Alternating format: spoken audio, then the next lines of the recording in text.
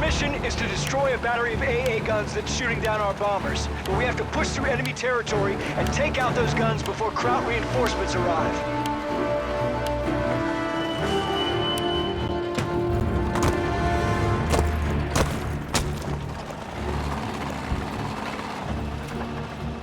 Hey everybody, welcome to Gamescom 2017. I'm Dave, joined by Oscar. We played a little bit of the new Call of Duty World War II.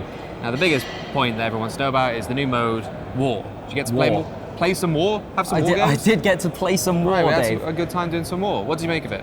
I really enjoyed it, actually. It felt different to how Call of Duty has been for a few years now. It felt like you were actually doing something, right? Rather than just running around like a headless chicken, trying to shoot whatever came in front of you. It felt like there was an objective to go and do, and that objective changed, right? So like the first one was I never actually completed it. It seemed quite difficult. You had to Call of Duty's always tried to add objective-based gameplay with domination and things like that, but this is the first time where it's really been focused, and like you were saying, there is something to do. The first objective you had, if you're Americans, you're assaulting a mansion house. You have to take and hold the HQ.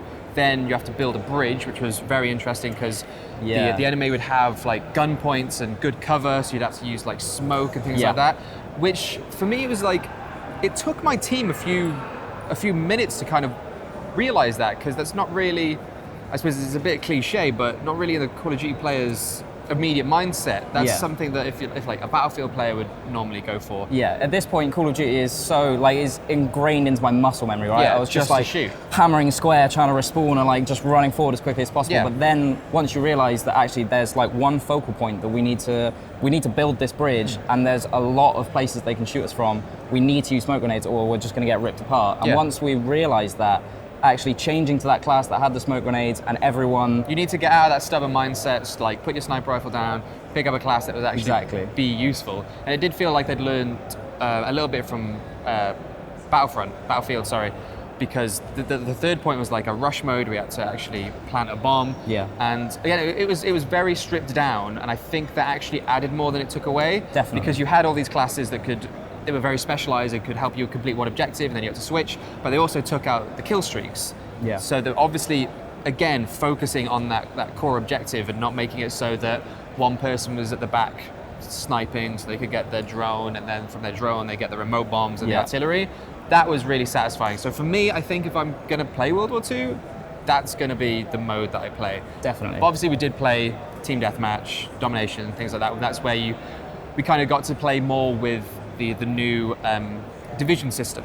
Yeah. So instead of like normal classes, there was 5 divisions, right? Yeah, that's right. One of them infantryman, airborne, mountaineer, armored, and there was one with a shotgun. You've got a better memory than me because I can't remember any of the names. Infantry one is just like, your average It's Joe. got a Garand, right? Your rifleman. Airborne is your SMGs. Yeah. Armored is your LMGs. Mountain is your LMG sniper was rifle. awesome as well. I did actually use the LMG. I'm more of a run and gun man. But what was really interesting about that is that each division that you're trained in has its own perk, I guess. Yeah, like speciality. Yeah, so like the airborne guy could attach a suppressor to his SMG. Yeah. Like the shotgun could have like incendiary rounds, which felt awesome. So like it meant that your clip was only like 4 shells rather than 8.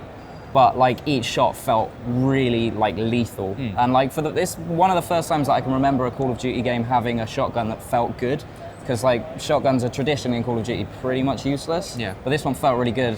And like even in war mode as well, like with it moving up, you have to change up your tactics. That goes for the guns as well. Like in the sections where it is closer range, having that shotgun was really good. But yeah, in Team Deathmatch, I felt that, again, it felt kind of different to how previous Call of Duties have felt, or at least the recent ones, in the last sort of 2 or 3 or maybe even 4 Call of Duties, even when you're playing a team-based game like Team Deathmatch, everyone's just playing for themselves and running around like headless chicken trying to shoot whatever comes first. Whereas in World War II, it felt like, to me at least, it felt like you had an end that you were attacking towards their end. And yeah, you could, if you went too far, swap over. But at least it felt like, I don't know, it felt like you were a team moving up slowly, do you know what I mean? Rather than playing every man for himself. Yeah, I will agree with you on that. It did, again, it's harking back to that whole dialing it back. The whole thing, as they've dialed things back, they've actually added more for me. Because the previous Call of Duty I played, I think it was Advanced Warfare, and there was things like double jumps and wall running. That was too much for me. Sure. And you know, like me, like many other players, have been wanting that pure World War II experience, which is what they've done. They've learned a lot of things with attachments and perks and balance and pace. They've added that into like Call of Duty 3. It feels like. Yeah. It does feel more pure, more simple, and stripped back, and I think it's better for it as well. And it's still got those classic Call of Duty things where you'd actually, I couldn't believe I was getting drop shot in like a private event. People with SMGs were just lying down in front of me. I'm like, drop shotting still Any a camping thing. noobs? There was no camping, thankfully. There's no camping, but the whole drop shot thing, I was like.